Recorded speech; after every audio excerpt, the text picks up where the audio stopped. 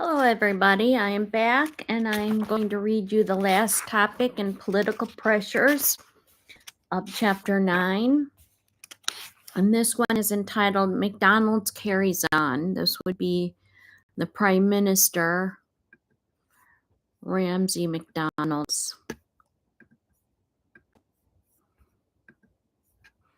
So here he is. He's a prime minister that was once part of the Labor government.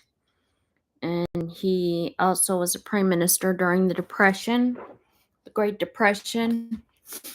A lot of things going on during that time. So I just want to check my check my sound. But just so that you know, I did purchase this book, and this book was purchased at thriftbook.com. And they're selling these books now. They have some in stock. They're older books. See, it says here almost one left. So it's a really good book. I really enjoyed it. It's a hardcover book.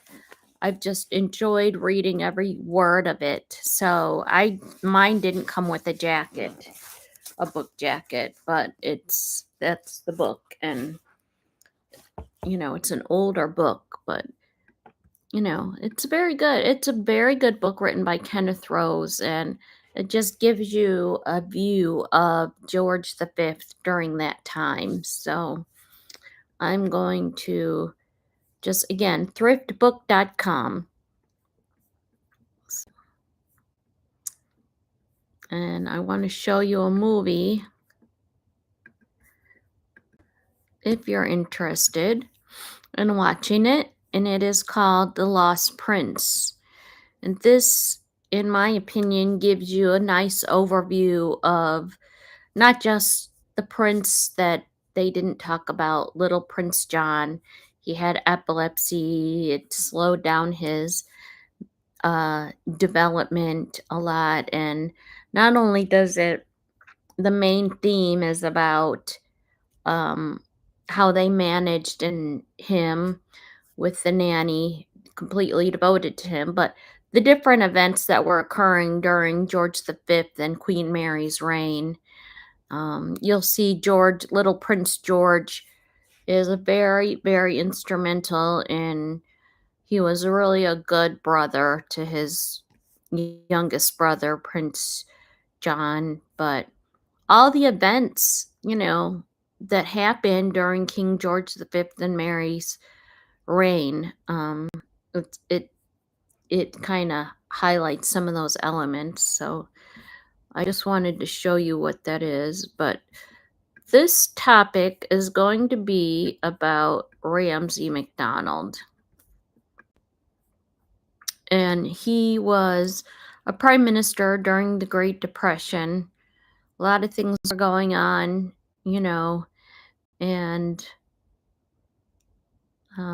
it was during this time, you'll see, the end of 1930, unemployment had doubled to over 2.5 million. It was a strange time in England, hard time.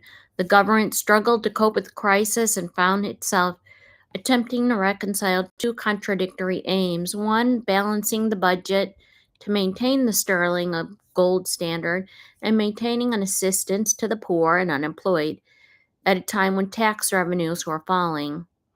1931, the economic situation deteriorated and pressure from orthodox economists for sharp cuts in government spending increased under the pressure from its liberal allies as well as conservatives.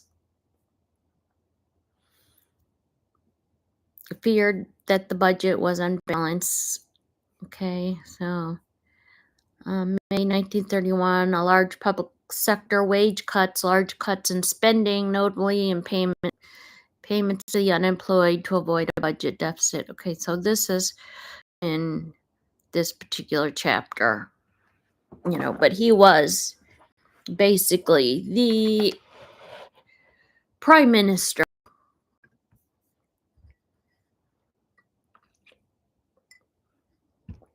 And it goes with a change in government from the Conservative Party to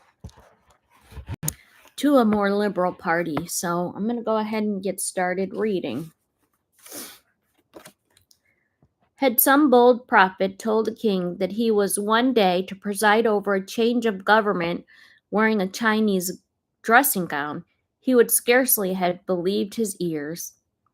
But immediately after the general election of 1929, the reopening of a surgical wound obliged him to receive both Baldwin and MacDonald in his bedroom at Windsor. That was indeed a revolution. So too was the instant transfer of power from Conservative to Labor. After the general election of 1923, the king had asked the defeated Prime Minister Baldwin to defer his resignation until the new parliament could meet.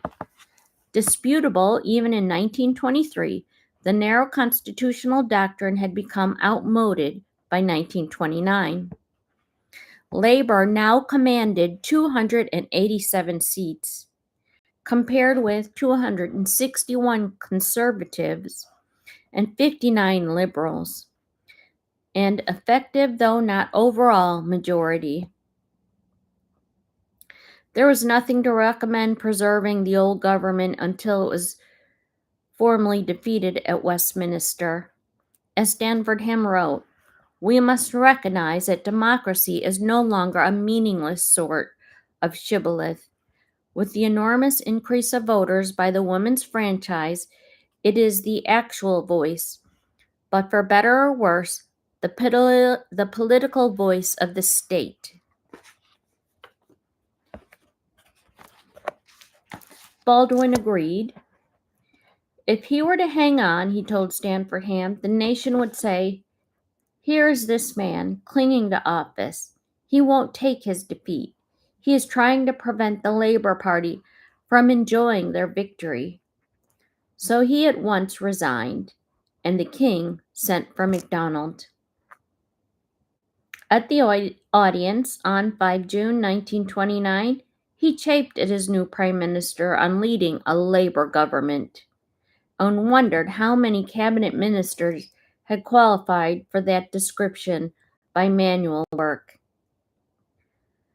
Behind his bandage lay a regard and affection. Even after the defeat of the first Labor government in 1924, the king had followed MacDonald's fortunes with friendly interest.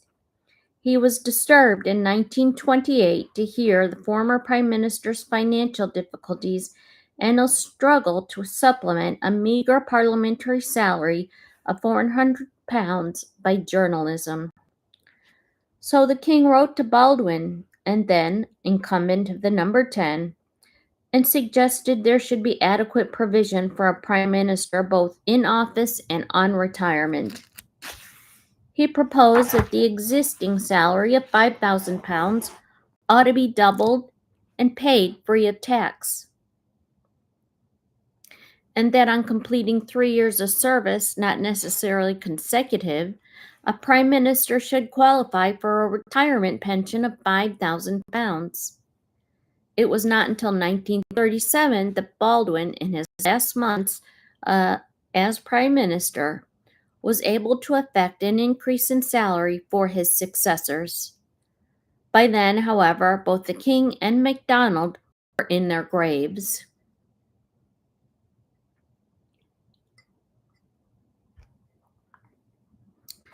The Labor cabinet in 1929 contained several familiar faces and few that were alarming.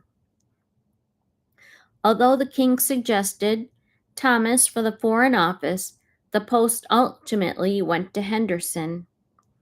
Thomas instead became Lord Privy Seal. With the responsibility for reducing unemployment, Snowdon was once more Chancellor of the Exchequer. Clines went to the Home Office, and Webb, and ennobled as Lord Passfield, the Dominion's office. The Secretary for India was Wedgwood Ben, a man of both volatile temper and charm.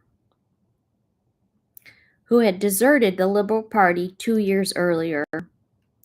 The new Lord Chancellor was also a recent convert to Labour.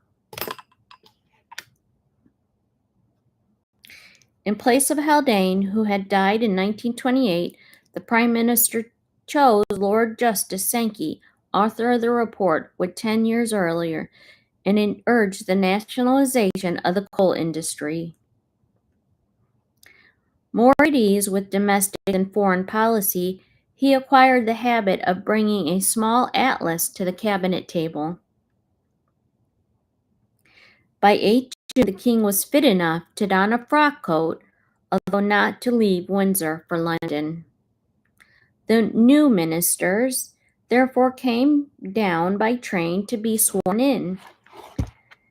They were met at the railway station by a row of open carriages from the Royal Mews. But there were not quite enough to go around, so the tail of the procession was brought up by a respectable one-horse brougham containing Sir Oswald Mosley, Chancellor of the Duchy of Lancaster, alone and bolt upright. Okay, Oswald Mosley. Okay, there is a show out there on Amazon Prime, and it's called The Outrageous.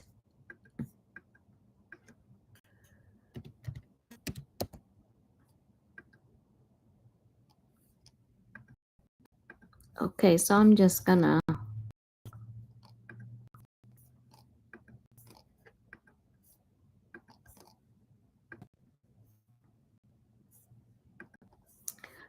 if anybody has this, like, it's quite an interesting story. It's very fascinating. I never knew about the Mitford sisters, but it's a very fascinating story about sisters who are very different in their political views. And this Diana married Sir Mosley, and he eventually became a fascist. But anyways, just check that out. It's an interesting story.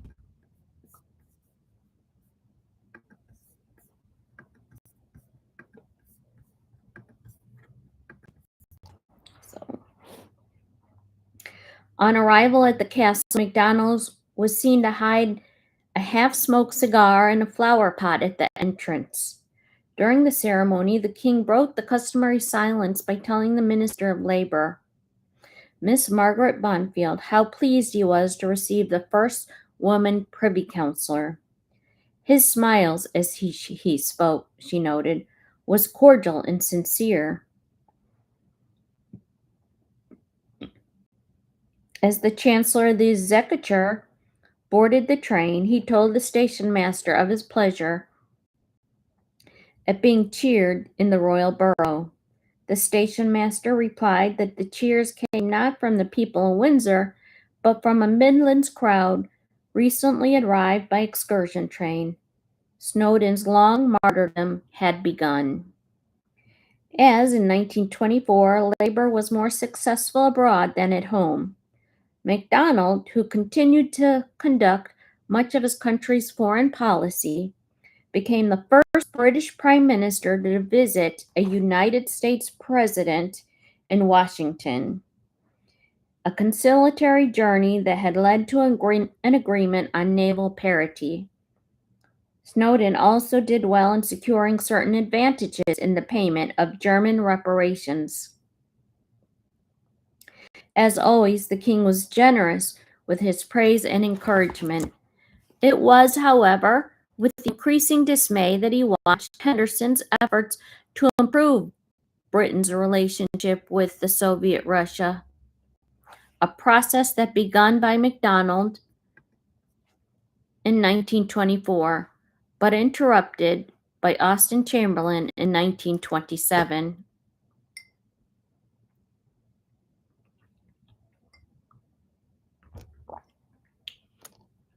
Okay, year after year, the king would simmer over the secret reports of communist influence in Britain prepared by Scotland Yard.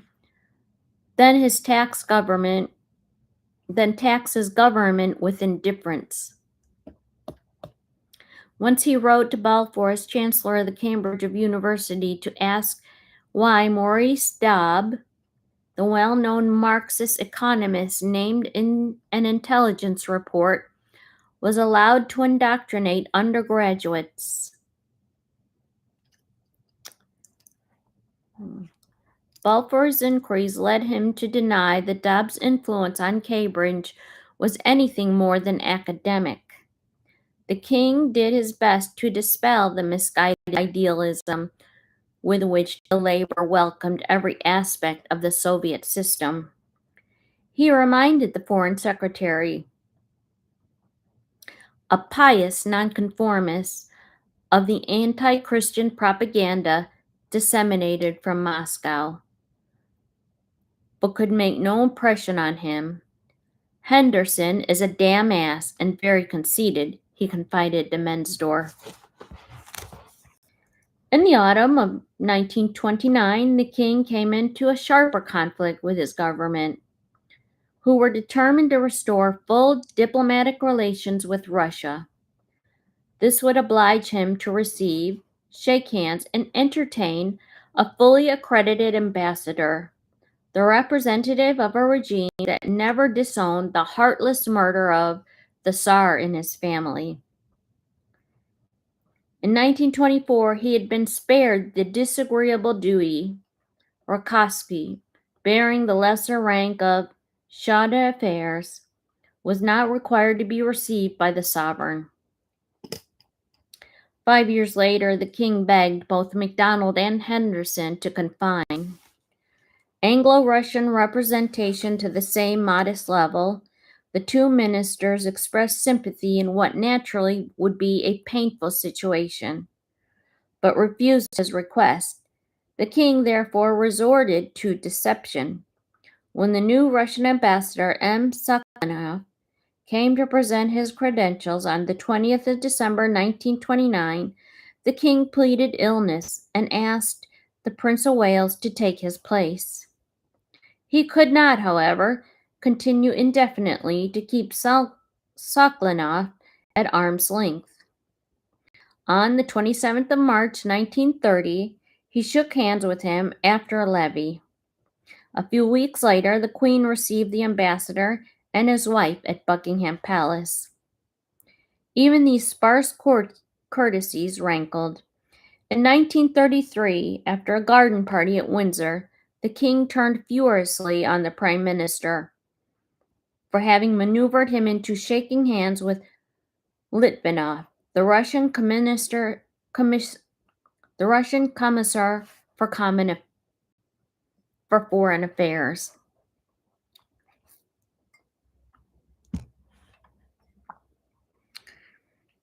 The government had to be more circumspect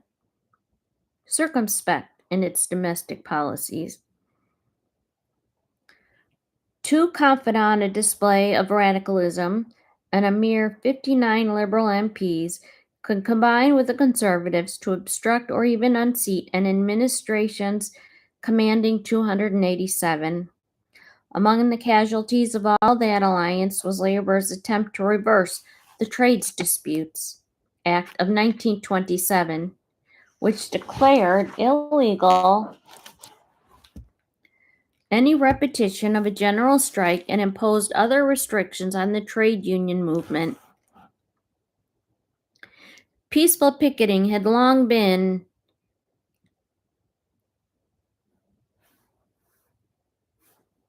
promoted, but he recognized that the Labour government is doing and will do much that is good and useful.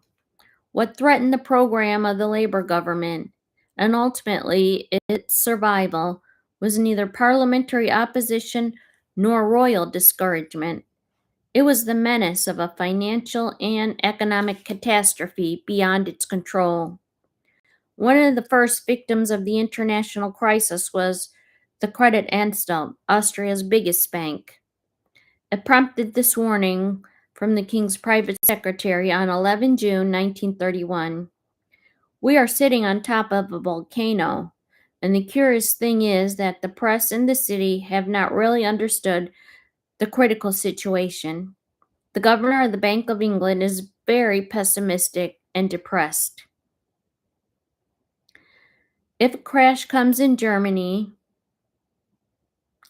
a minority government will hardly be able to deal with the situation, and it is quite possible that Your Majesty might be asked to approve of a national government.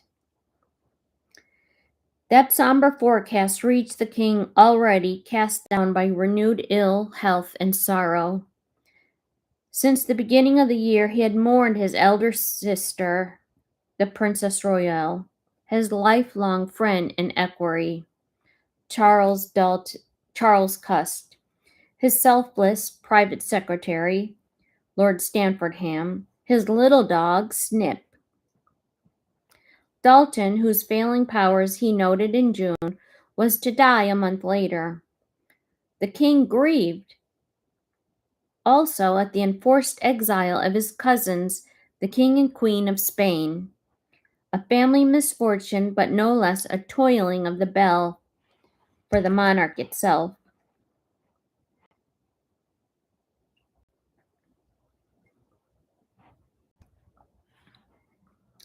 Stanfordham's loss weighed with him most. He died at the age of 81, still without thought of retirement.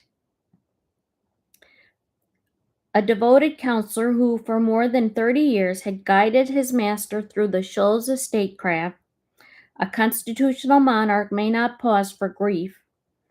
On the very day of Stanfordham's death, he chose Sir Clive Wigram to be his new private secretary.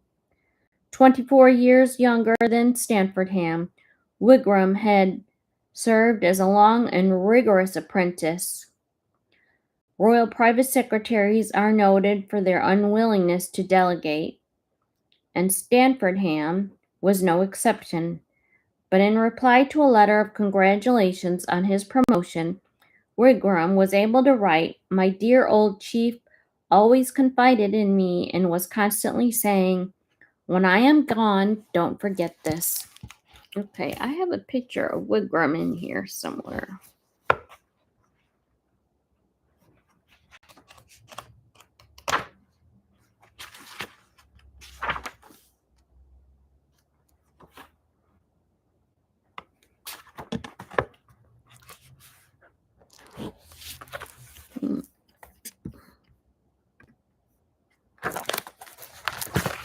Okay, this right here, right there. That right there is Wigram. Sir Clive Wigram, who on Lord Stanfordham's death in 1931 served as a private secretary to the king for the rest of the reign. He is always very genial, Lord Reith wrote of him, but it seems to take a good deal to make him understand things. That was a superficial judgment. It was true that Wigram was addicted to the use of sporting metaphor, but he handled constitutional crisis such as the formation of the national government in 1931. It was my first test match, he called it, with a sure touch.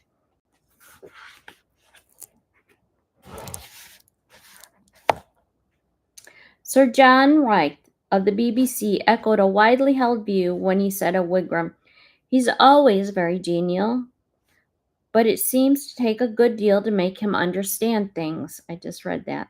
Wigram, it is true, was never an intellectual equal of Stanfordham, but their contrasting styles seemed to widen the gap.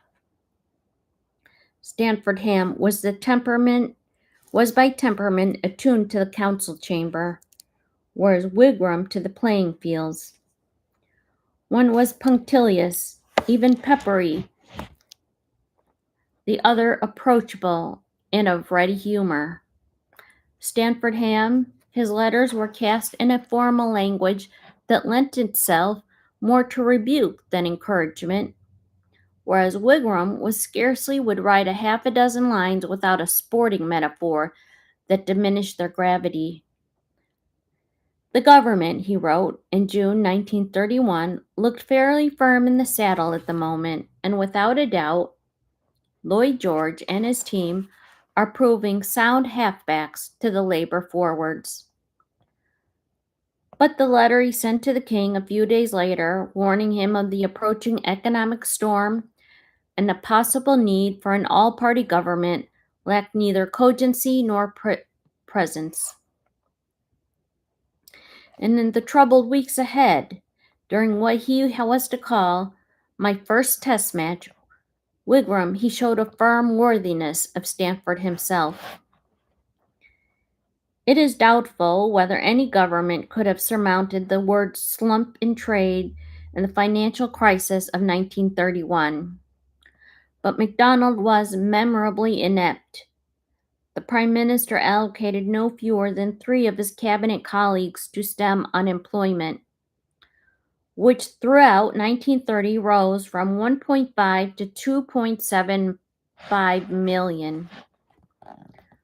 Thomas and Lansbury, however, lacked both imagination and thrust, and Moseley, who did produce a Keynesian scheme of public works, resigned after the cabinet had rejected it as impractical.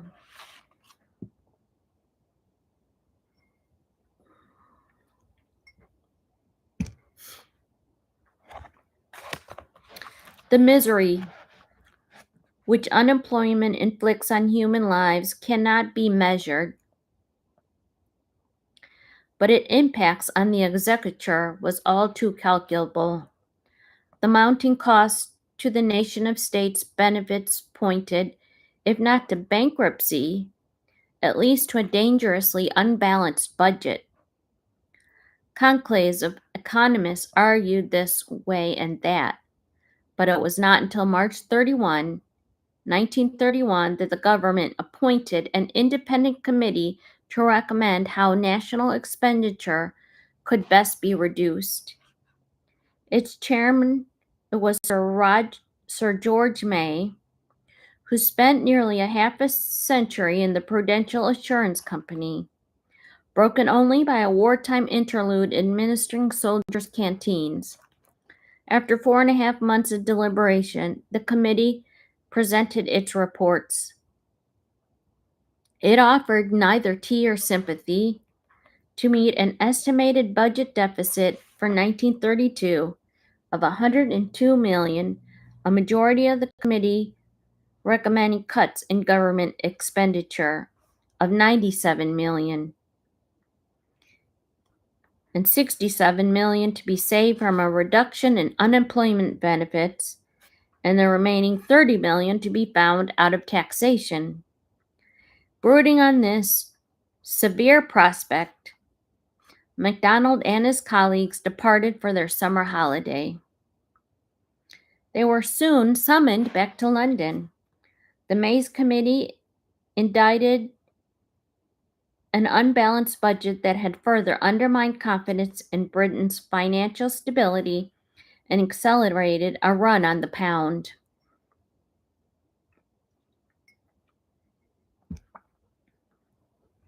On the 12th of August, a cabinet committee met to act on May's recommendation. It consisted of MacDonald, Snowden, Thomas, Henderson, and William Graham, president of the Board of Trade. The Chancellor revealed to his shocked colleagues that May had underestimated the budget deficit for 1932. It would not be £120 million, but £170 million. This expected blow left the Big Five, as the cabinet committee came to be called, with scarcely any room to maneuver. Only by raising loans in New York and Paris could the Bank of England prop up the pound. But foreign bankers were unwilling to risk their money unless the British government balanced its budget.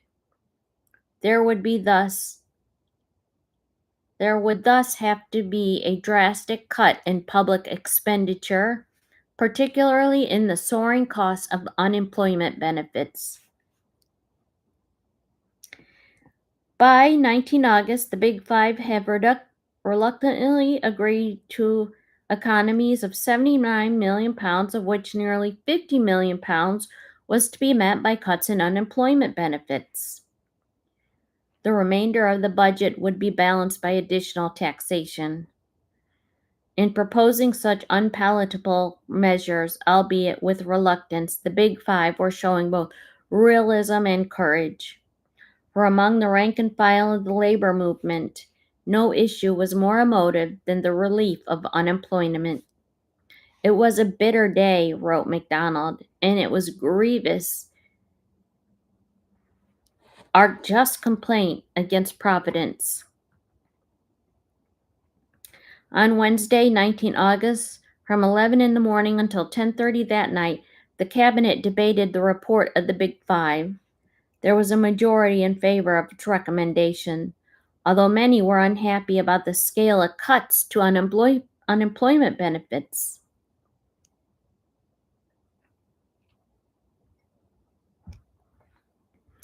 A minority rejected any reduction whatsoever in the dole, and instead they pleaded for a tariff revenue. In spite of its indecision, the cabinet did not reject the report, but hoped to reach an agreed solution during the next 48 hours.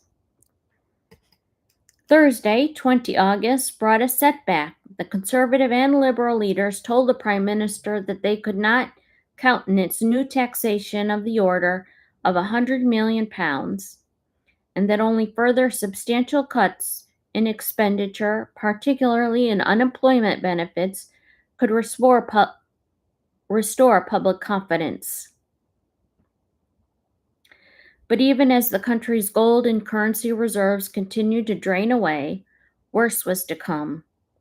The General Counsellor of the Trades Union Congress, led by Walter Citrine and Ernest Bevin, warned MacDonald that there must be no tampering with social services, least of all with the dole.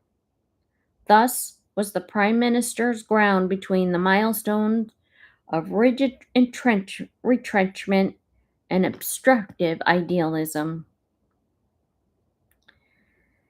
The Big Five sat late that night, but failed to agree. "We're done," Thomas explained in disgust as he left the cabinet room. "Bloody cowards!" For by then, two of the Big Five had defected. Henderson and Graham, in deference to the TUC, would no longer support but the most exiguous cuts in unemployment benefits. MacDonald was tempted to bring his frustrated administration to an end here and there. But the following morning, Friday, the 21st of August, he had recovered some of his resilience, and he was determined to make one last appeal to the divided cabinet. It was in vain, 48 hours earlier, that the cabinet had agreed in principle to the Big Five's recommendation of saving £79 million, of which nearly £50 million was to come from cuts in unemployment benefits.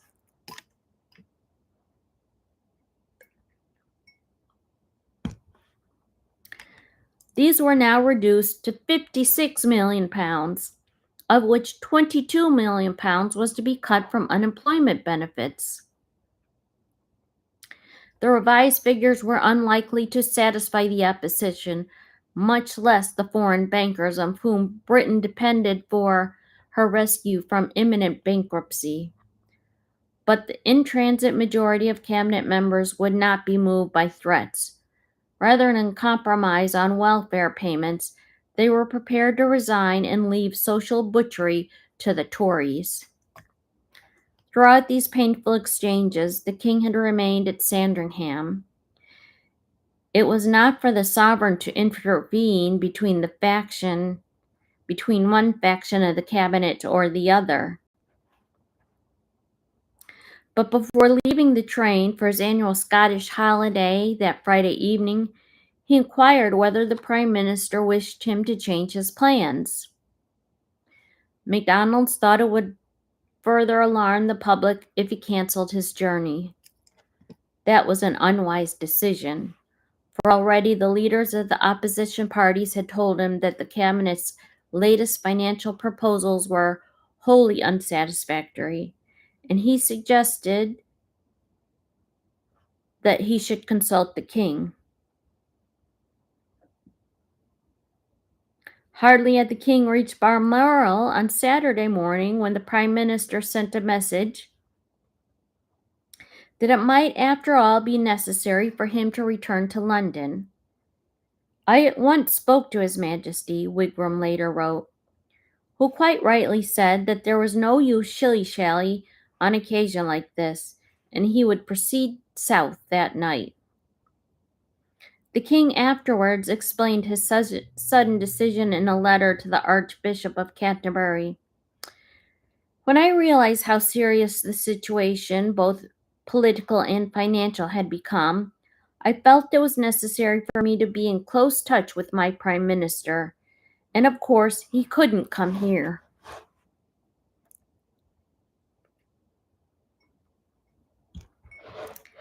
It proved to be one of the most important interventions of his reign.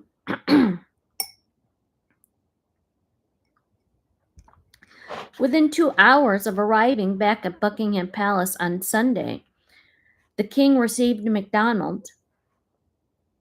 The cabinet is divided, he noted in his diary, and he fears he will have to resign. The only gleam of hope the Prime Minister could offer was that the cabinet had, on the previous day, agreed to ask the Bank of England whether an increase of cuts from 56 million to 76 million, including a 10% cut in unemployment benefits, would be enough to ensure an American loan.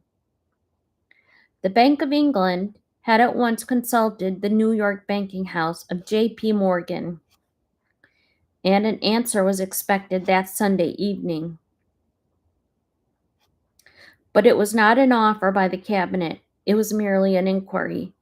Even in New York, had agreed on a loan in return for promised cuts in expenditure of £76 million, the cabinet remained free to reject such a solution.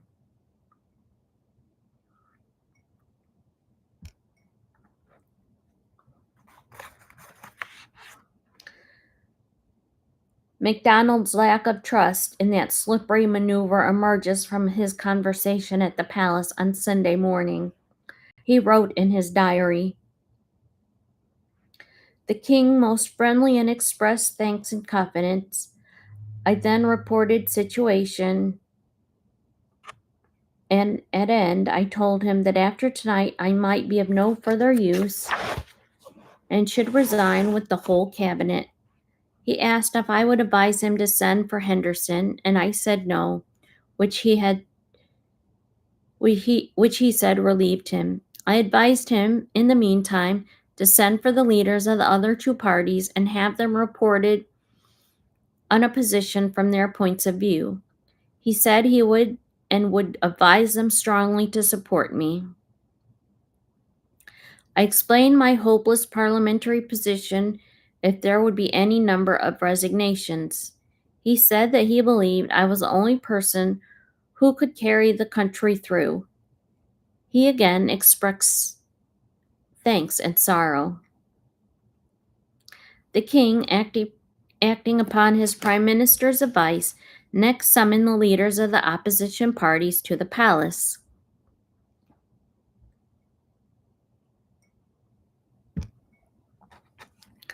Lloyd George had, in 1926, succeeded Asquith as leader of the reunited Liberal Party. Throughout the crisis of 1931, however, he was confined to bed after an operation. His place was taken by Sir Herbert Samuel, Postmaster General during the first years of the king's reign. He told the king that he would prefer MacDonald to remain in office in order to carry out the necessary program of economies. But if he failed to carry enough of his colleagues with him, then the best alternative would be for MacDonald's to carry ahead a national government containing members of all three parties. Later that afternoon, Baldwin gave similar advice on behalf of the Conservatives and agreed that if necessary, he would serve under MacDonald. Both in his contemporary record of those conversations and a separate note a month later, Wigram wrote that it was Samuel's clarity of exposition which had convinced the king of the need for a national government.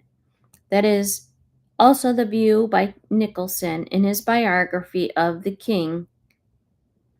Certainly, the liberal leader, a spare-time philosopher, put the case with conviction, as he himself later recalled. The king listened attentively.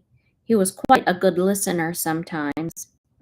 But the prime minister's account of his own conversation at the palace earlier that morning reveals that the king had already determined to try for a national government headed by MacDonald. What else could the king have meant when he told MacDonald that he was the only person who could carry the country through, and that he, the king, would strongly advise the leaders of the other parties to support him?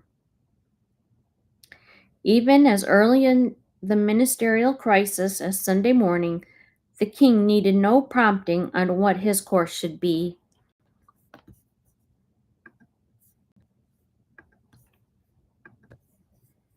Okay, that's Ramsay MacDonald.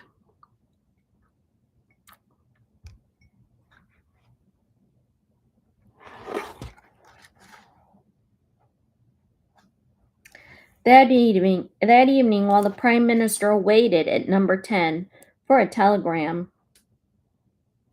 from the New York bankers in reply to the cabinet's inquiry, the king had a single guest to dine. He was Mr. later to become Sir Edward Peacock, one of the two directors of the Bank of England, in a day-to-day touch with the Prime Minister about the deterioration in Britain's gold and currency reserves. Left-wing partisans were later to refer to the establishment of the national government on the following day as a banker's ramp, and here, it seems, is evidence of such a conspiracy. The truth is more prosaic. Peacock was indeed a director of the Bank of England, but he was also a partner in Barings, who 2 years earlier had succeeded the late Lord Revelstoke as advisor on the king's private finances. It was in that personal role that he had summoned to dine at short notice. Peacock afterwards recalled that the political crisis had been mentioned during dinner. Instead, he and his sovereign, like two farmers at a cattle sale, had discussed fluctuations in the price of wheat and barley over the past 10 years.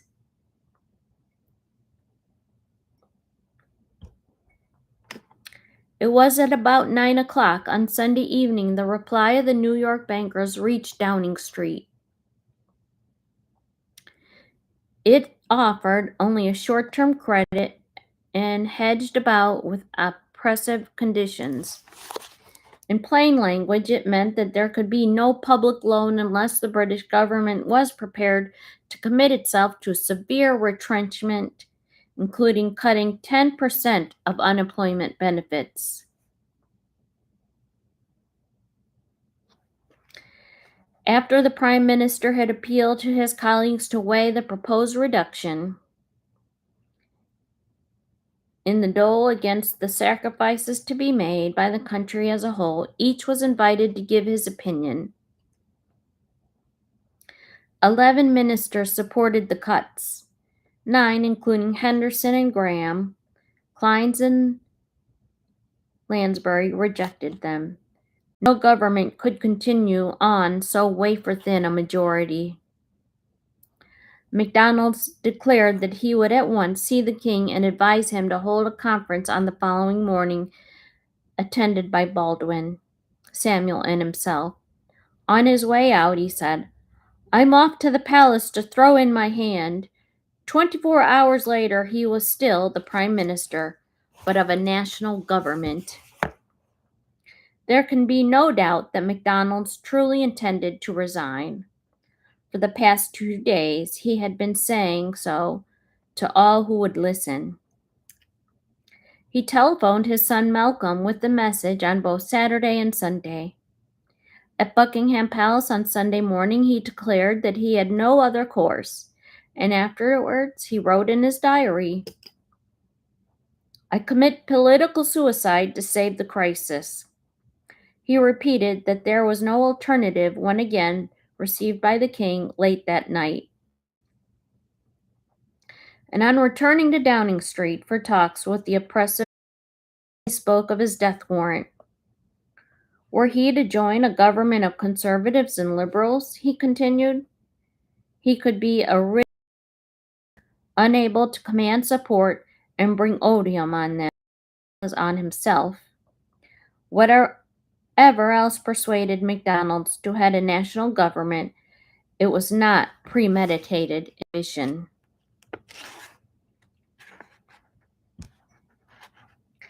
Yet that audience with the king on Sunday night did produce an improvement in spirits, if not change of mind. Peacock, who had not yet left the palace after dining with the king, noticed that the prime minister had gone into the king's room like a shattered man. Scared and unbalanced was Wigram's phrase, and emerged with a head erect and confidence restored. For the second time that day, his sovereign had assured him that he was the only man to lead the country through the crisis and had asked him to reconsider his resignation. The king added that he knew MacDonald could depend on conservative and liberal support, and he agreed to preside over a meeting of the three party leaders on the following day. Until then, MacDonald must withhold his resignation.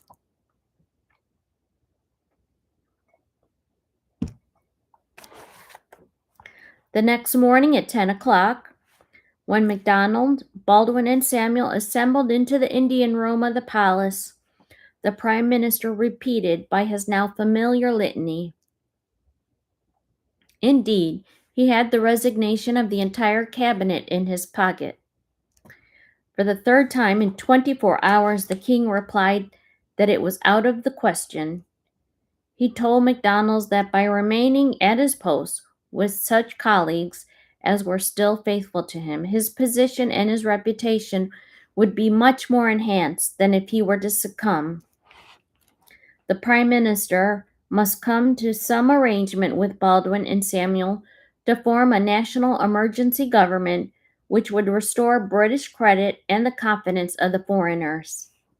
And in his best quarterback manner, the king impressed on the three party leaders that before they left the palace there should be a communique to end speculation at home and abroad. Then he withdrew to his own room to let them get on with it. Rather more than an hour later, the party leader sent a message asking the king to return. They had drawn up a memorandum agreeing to a national government led by MacDonald. It would dedicate itself to economies of £70 million, including a cut of 10% in the dole. Although supported by both the Conservatives and the Liberals, the new ministry would not be a coalition, but a cooperation of individuals. The last only as long as the emergency. It was to be followed by a general election in which the three parties would fight on their individual platforms. The king was pleased by his stage management.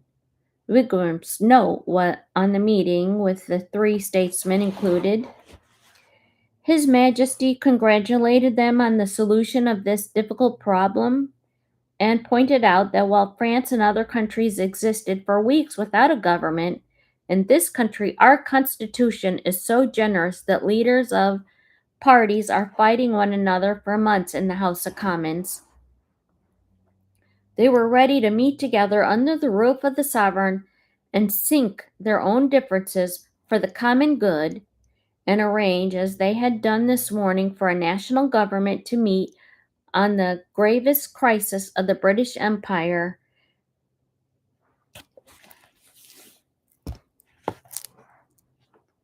When the comforting little homily the king sent his sent them on their way. At 12 noon, MacDonald returned to Downing Street, where the cabinet awaited him. Still hopelessly divided, they expected to hear that he had tendered their collective resignations to the king. He had not left them the night before, explaining, "I am off to the palace to throw my hand." Instead, he announced that he was to lead a national government.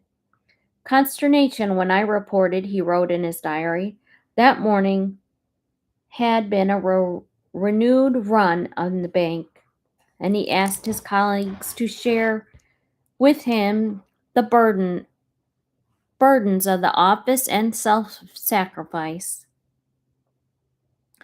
Only 3 agreed to do so: Snowden, Thomas, and Sankey. But that token labor force was enough to justify the formation of a national government in name as well as purpose.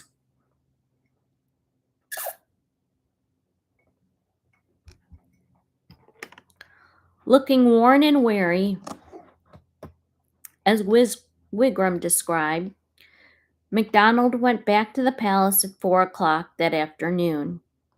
At last, he was allowed to resign as Prime Minister of the Labour government, but only in order to kiss hands as Prime Minister of the National Administration. When its members received their seals of office 2 days later, MacDonald's mournful countenance was accentuated by his frock coat and black tie. "You look as though you're attending your own funeral," the king chaffed him. "Put on a white tie and try to think of it as your wedding." The Prime Minister was not comforted. He said, "This is a lonely job."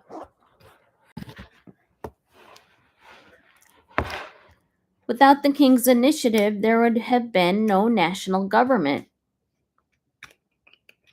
3 times the king dissuaded him. Then he gave way and agreed to remain Prime Minister, an eminence for which he professed no enthusiasm.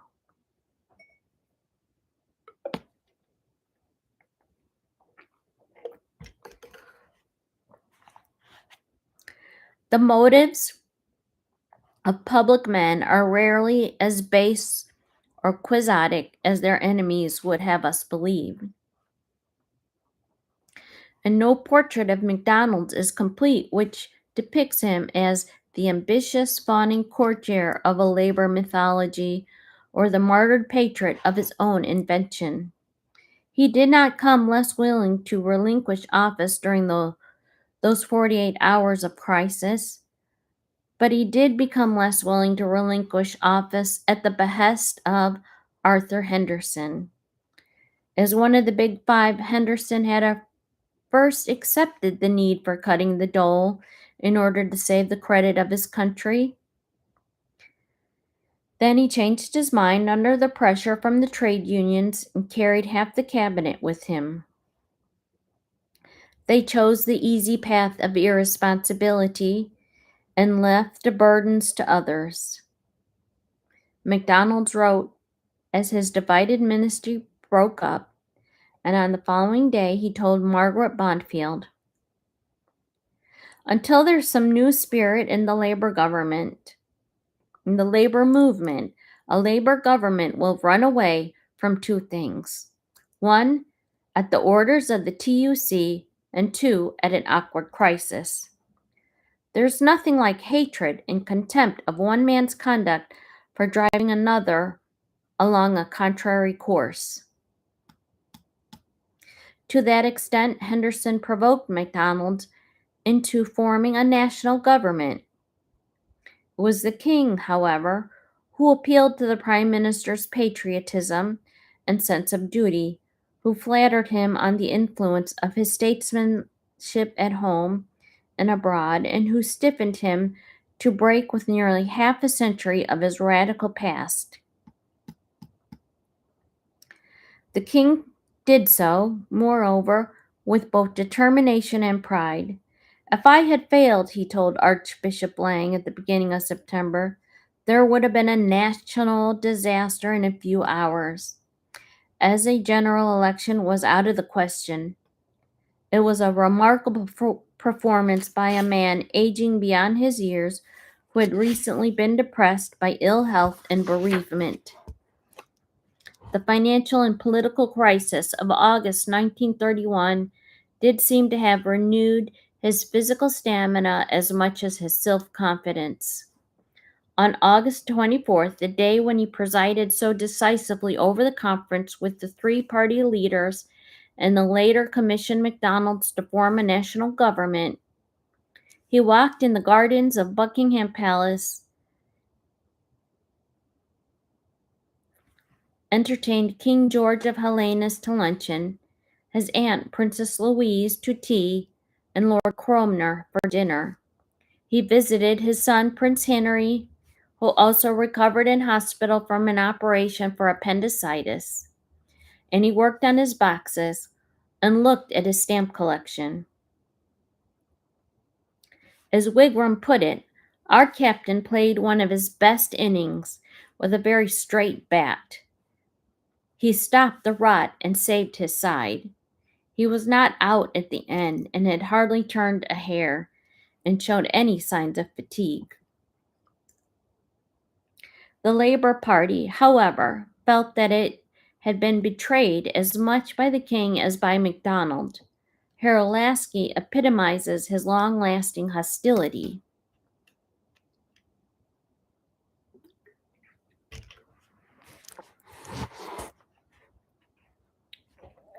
It is notable that in the formation of the national government, no attempt was made by the king to elicit the views of the greater bulk of the Labour Party, who transferred their allegiance from Mr. MacDonald to Mr. Arthur Henderson. It also appears that the impetus to the peculiar form of the new administration came wholly from the king. Mr. MacDonald was as much the personal choice of George V as Lord Bute was the personal choice of George III. He is the sole modern prime minister who's been unencumbered by party support in his period of office. He provided only a name, while Mr. Baldwin supplied both the legions and the power that goes with the legions. We need not doubt that the king acted as he did wholly from a conception of patriotic obligation. But since it is known that a Baldwin premiership was confidently expected at least as late as the night before the breakup of the Labour government, it is not,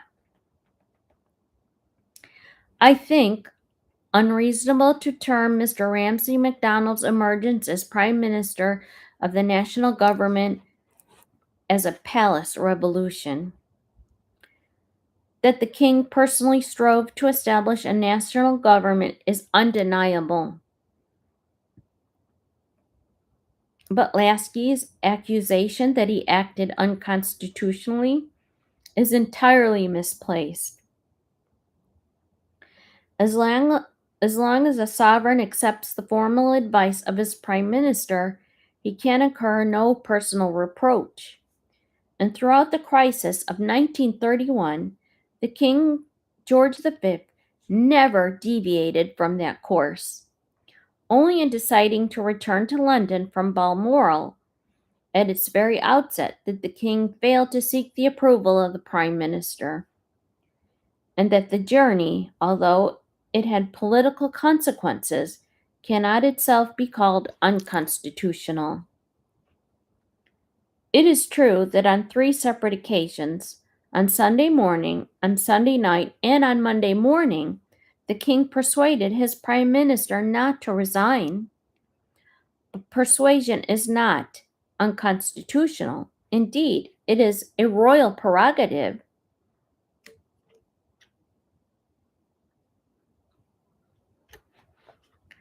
Had MacDonald persisted in his wish to resign, the king could not have prevented him.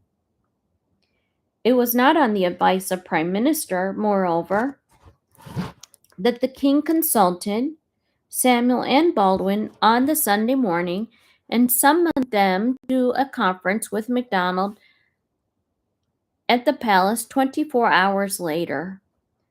It was on the advice of the Prime Minister that the King then accepted their joint plan for a national government. Lasky writes that the King should have elicited the views of those members of the Labour Party who transferred their allegiance from MacDonald to Henderson.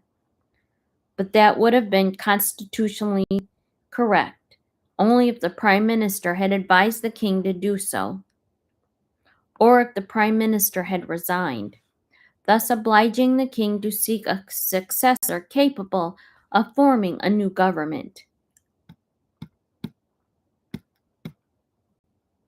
In 1923, for instance, when Bonar-Law resigned, the King had quite properly canvassed the views of the Conservative Party before sending for Baldwin.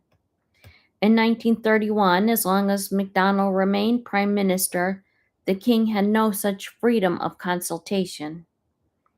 Throughout the crisis, the King acted constitutionally, but did he also act wisely? Speed was essential. Almost hour by hour, the country's gold and currency reserves were draining away as foreign investors lost confidence. The King was thus denied the conventional course of action to accept the Prime Minister's resignation, and so set in motion the machinery for a general election. There was no time to seek the opinion of the electorate throughout the ballot box. Within constitutional limits, the King had to use his own discretion in finding an emergency government stable enough both to encourage Britain's creditors and to command a parliamentary majority that could pass the necessary measures of retrenchment.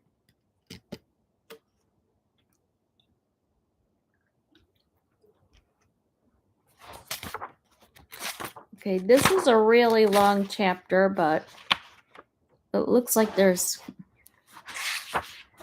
still 6 pages to read. So, the choice was limited. One course was to accept MacDonald's resignation and send for the next senior of his party. But Henderson, the leader of those Labour ministers opposed to drastic economies, would neither inspire confidence abroad nor retain a parliamentary majority over the combined Conservative and Liberal parties. A more practical alternative was for the King to accept MacDonald's resignation and send for Baldwin as leader of the next largest party, the Commons. With Liberal support, Baldwin could certainly have formed an administration strong enough to carry out a program of retrenchment. But the King decided to go one step better. He induced MacDonald to lead the new ministry and proclaimed to the world that Britain spoke with united and resolute voice in her determination to remain solvent. To demonstrate that he, too, would share the financial sacrifice of his people, the King voluntarily reduced his annual civil list by £50,000 for as long as the emergency lasted. The Prince of Wales, similarly, he gave up £10,000 a year from the revenues of the Duchy of Cornwall.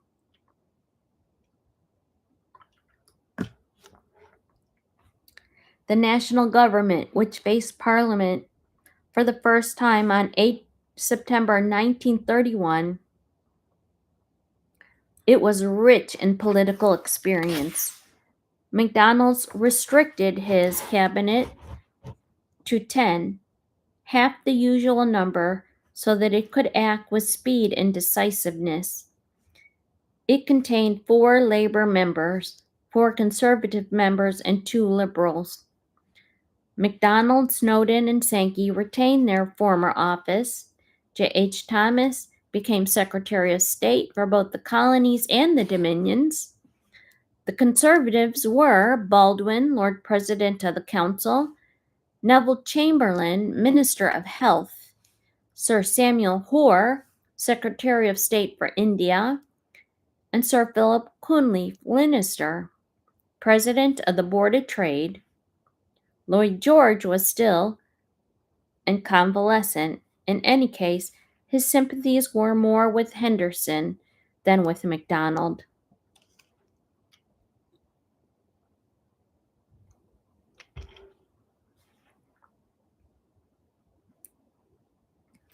But the Liberal Party was well rewarded.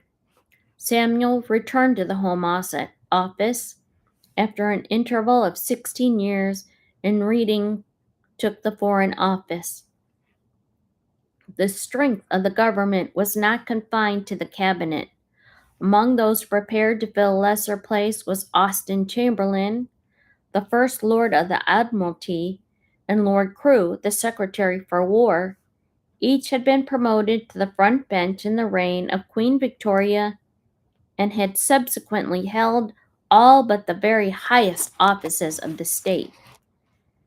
Such a display of talent was impressive enough to stop the run on the pound. The government then redeemed its promise to introduce a national economy bill by increasing taxation and making cuts of £70 million in state salaries and unemployment benefits. It ensured a balanced budget. Some senior judges, invoking the principle of judicial independence, pleaded for their salaries of £5,000 to be exempted.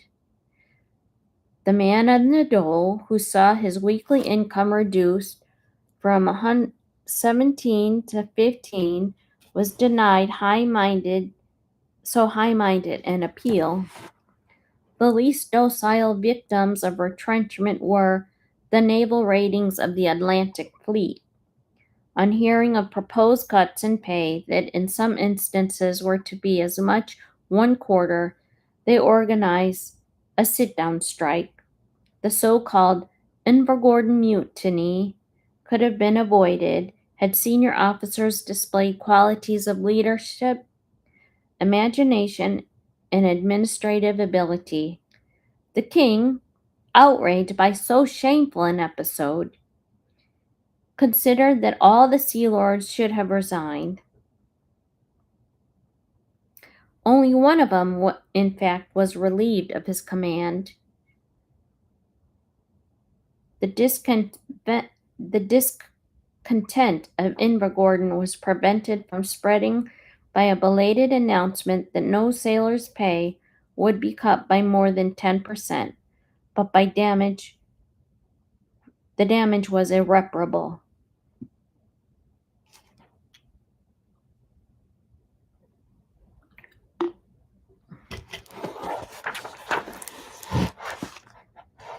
The naval mutiny not only cast a shadow over the nation's pride,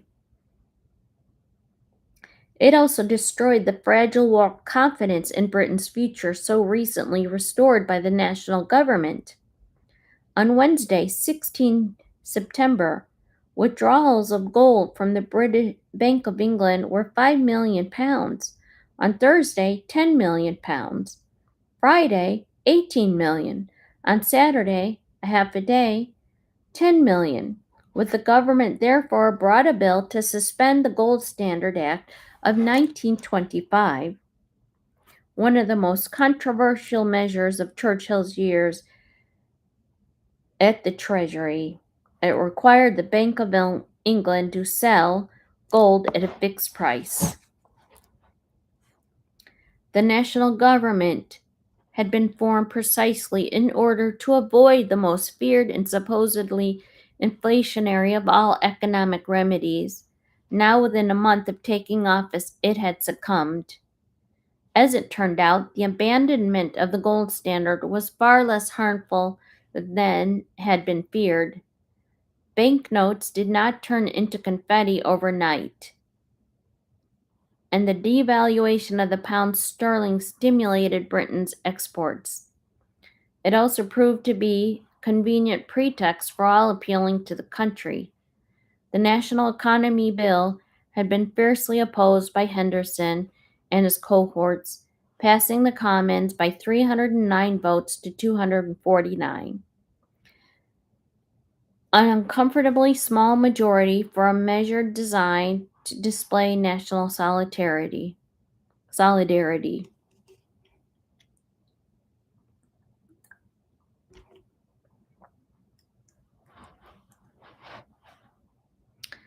By calling a general election, the conservative element of the government hoped to increase its strength at the expense of a divided Labour Party and to rule Britain in all but name. Conservative slogans about safety first had failed to win the general election in 1929, but throughout the turmoil of the recent weeks, it had acquired a new and potent appeal. Two obstacles to this opportunist course had still yet to overcome.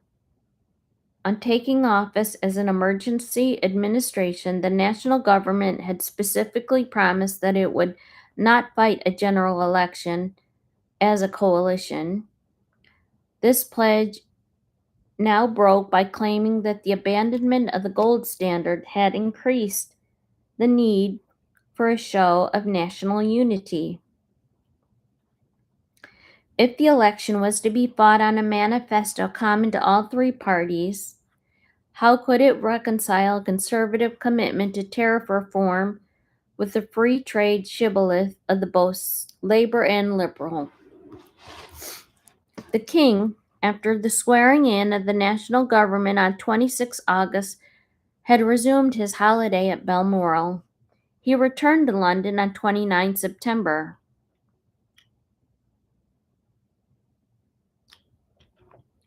At once he found himself embroiled in another cabinet crisis.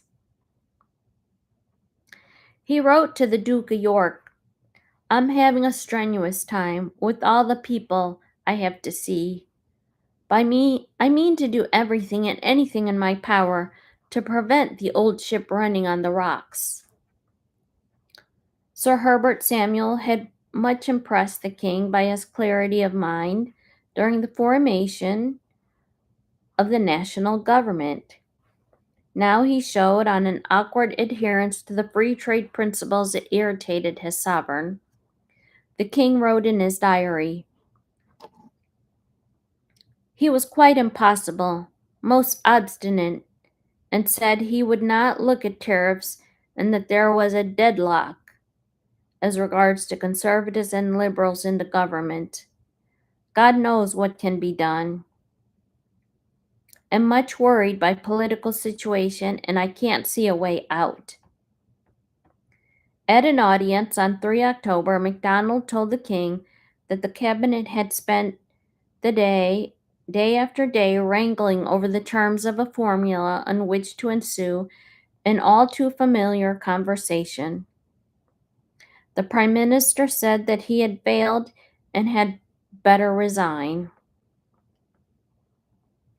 The king replied to him he would refuse to accept MacDonald's resignation, for he was the only person who could tackle the chaotic state of affairs.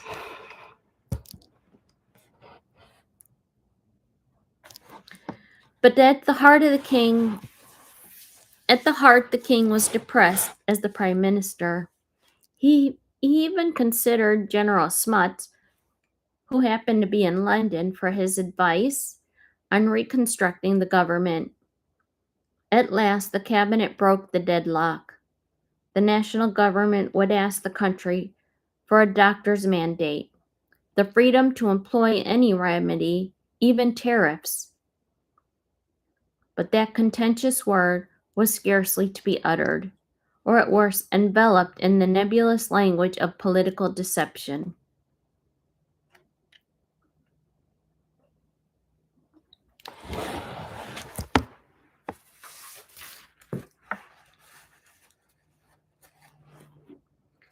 We're relieved to hear his ministers had come to some conclusion.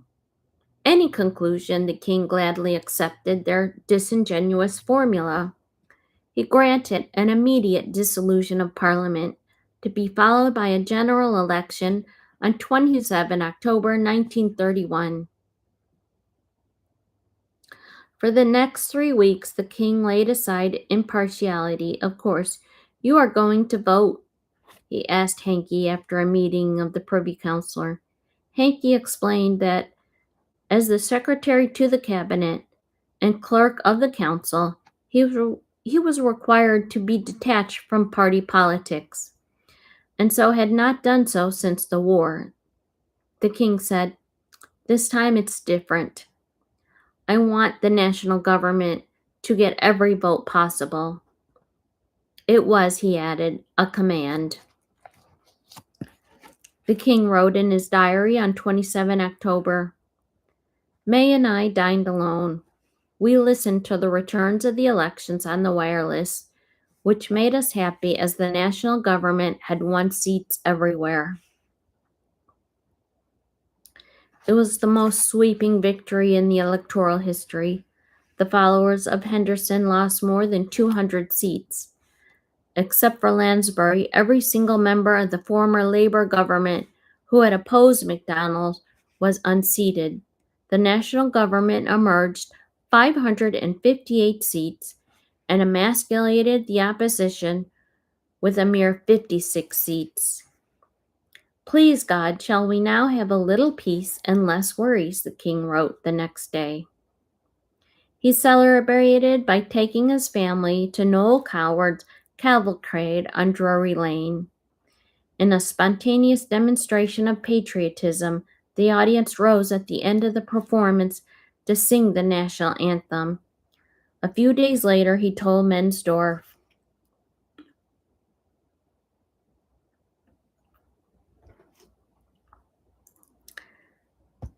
"The result of the elections was marvelous. And it shows that this country is absolutely sound.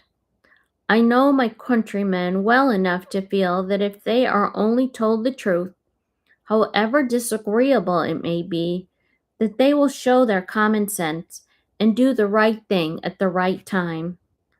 I feel we have set a good example to other countries and hope that it will steady them a bit."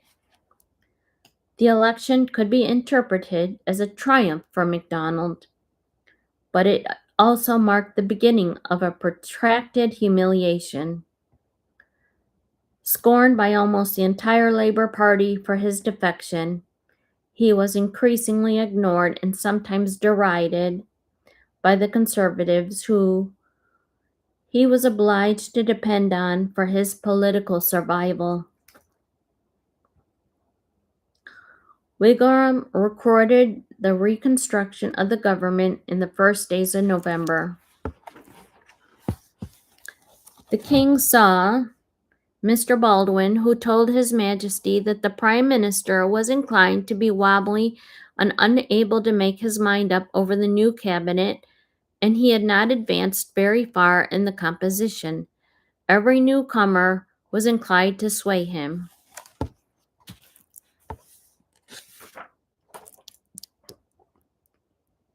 The next day, MacDonald gave the king a more convincing version.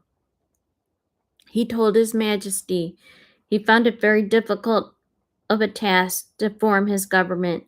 No sooner had he made a list than Baldwin came in mind and said it would not do, as the Conservatives must have such and such key positions. The king enjoyed cabinet making. To ease the Prime Minister's task, he suggested that the old gang should be cleared out.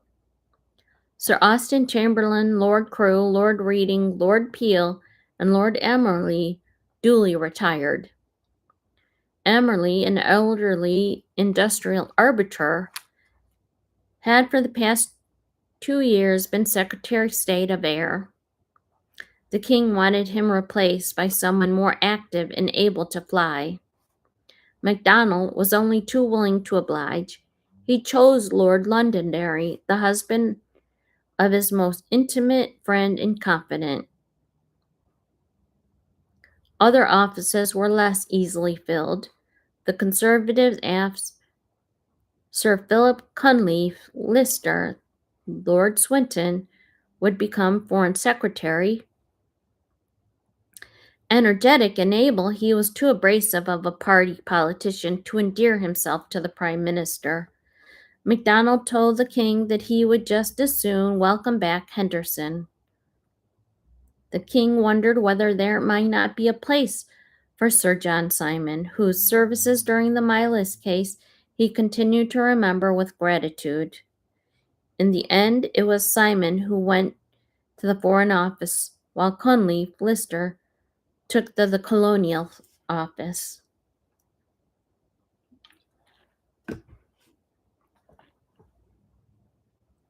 Snowdon had a wish for a less arduous life in the upper house of the Lord Privy Seal. It led to a tussle over the chancellorship of the exchequer. The king thought that Baldwin might care to replace him at the treasury, but Baldwin preferred to remain the Lord President. Without a busy department, he intimated, Wigram noted, that there would be plenty for him to do. As the prime minister knew nothing of the Conservatives, many of them young, impetuous, and ambitious, Margot Asquith weighed in with an unsolicited telegram to Wigram, implored you to influence His Majesty against Neville Chamberlain on 11 Downing Street, effect disastrous on all liberals. Well, The prime minister agreed with her. So fervent an advocate of tariffs, he told the king, would cause a flutter among his free trade colleagues.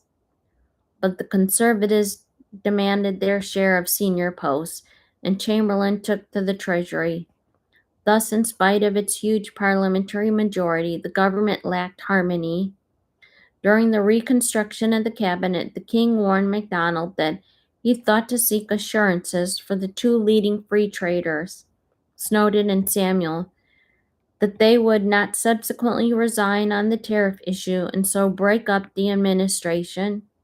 The prime minister replied that he dare not risk losing the support of Samuel and his 35 liberal followers at the very beginning of the new ministry.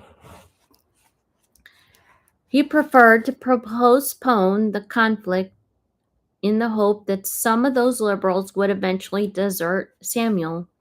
Within a week, Chamberlain's proposal to levy a duty of 10% on all imported goods other than those from the Dominion split by the cabinet, as the king had predicted.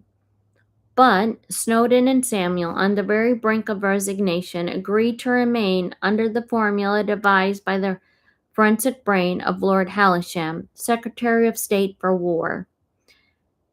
It suspended the principle of collective cabinet, the responsibility in favor of an agreement to differ between the two factions.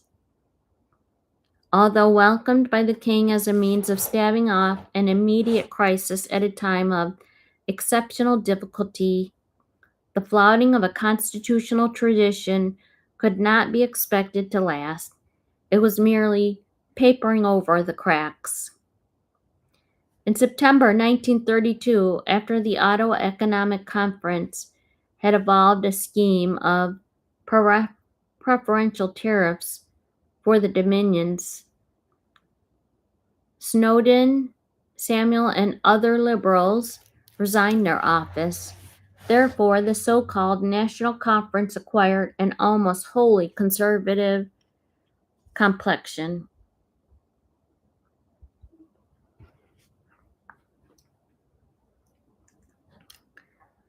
Your Majesty will find, MacDonald told the king, that a prime minister who does not belong to the party in power will become more and more an anomaly, and as policy develops, his position will become more and more degrading. That was not his only humiliation. Long before the formation of the national government, Beatrice Webb's cruelly doctrinate mind had discerned flaws both of character and political belief in the labor leader. She wrote in 1925, "He's an egotist, a poser, a snob, and worst of all, he does not believe in the creed we have always preached. He is not a socialist, and he has not been one for 20 years. He is a mild radical, an individualistic leanings, and aristocratic tastes." She later stuck this paragraph from the Times in her diary.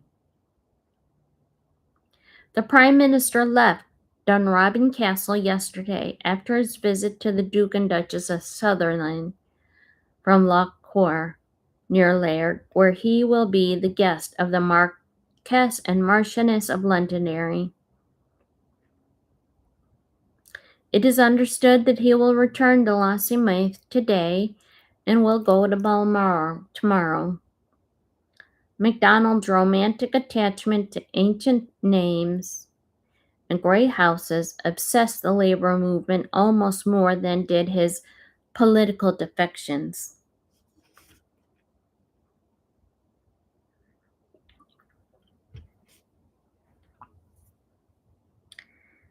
The king was blind to such prejudice. He saw in his prime minister only the patriot and the friend. He counseled MacDonald not to overtax his strength, visited him in a nursing home after an operation on his eyes, and took him to a race meeting for the first time in his life. He suggested that MacDonald might like to succeed the wayward Lord Beauchamp as Lord Warden of the Cinque Ports, with the use of Walmer Castle as a seaside retreat. He even offered to help with the cost of the upkeep, but MacDonald thought it was too big of a house for him. In any case, his heart was in the Highlands. Discussing books of one day, the king told him that he was reading a life of Al Capone, the Chicago gangster. Malcolm MacDonald absent-mindedly replied that the circulation of those criminal romances was deplorable and that he never read them. They both laughed at that. Well, I tell you what, that Chicago gangster history is very interesting. Neither the king nor the prime minister found them much amusement in another bestseller of the 1930s, The War Memoirs of Lloyd George. The king deplored the publication of all contentious books that refought the political battles of the war. On hearing that Lloyd George was at work on his Apologia, he asked Hankey to dissuade him. The message was not well received. He said, "Oh, he can go to hell," Lloyd George replied. "I owe him nothing. He owes his throne to me." The wartime prime minister nevertheless submitted to the palace the draft of his chapter on the king. It was returned, but with a single correction. Lloyd George had written, "He picked out one worker at Sheffield whom he recognized as having served with him at the HMS Bachant." The king, in a pencil, had changed the word "on" to "in." The author was delighted, saying it was just the difference between the sailor and the landman. Good humor vanished, however, when the king, having also read the chapter on labor unrest, sent Wigram to plead that the disparaging references to the wartime activities of MacDonald and Snowden should be deleted.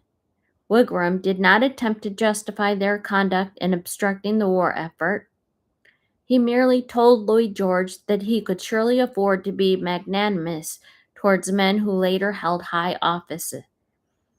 Lloyd George's characteristic response was to strengthen his case against the two labor leaders, his secretary noted in her diary.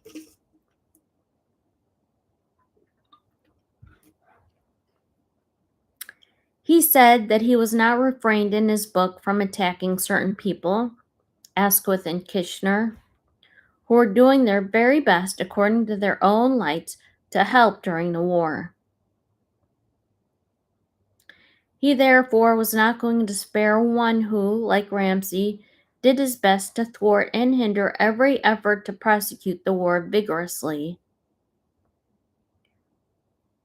When eventually the fourth volume of War Memorials appeared, it was reproduced MacDonald's manifesto on June 1917, promising to do for this country what the Russian Revolution had accomplished in Russia, and much else in similar vein. It is doubtful whether MacDonald ever knew of the king's effort to protect him from those obliging ghosts of his radical past.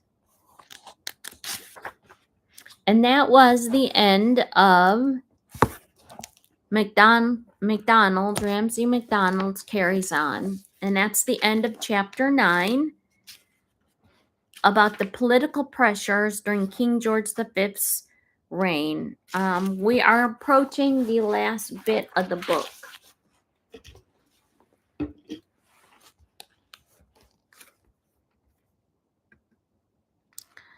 And the last part of the book is chapter 10, which is the last years. And these topics include Menace of the Dictators, Sunshine and Clouds, At the Microphone, Silver Jubilee, Demise of the Crown, and Requiem. That's just how much left of the book is. But it's really, really good. It's like I really enjoyed reading about King George V. And just as a recap, see, McDonald's, he was a premier under a very difficult time.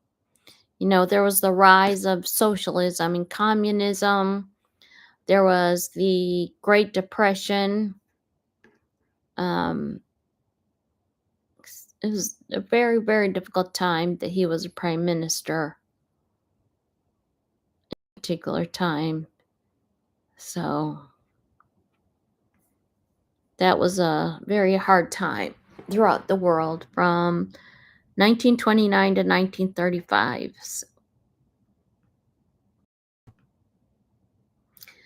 But that is it. I will rest my voice and finish reading the last years.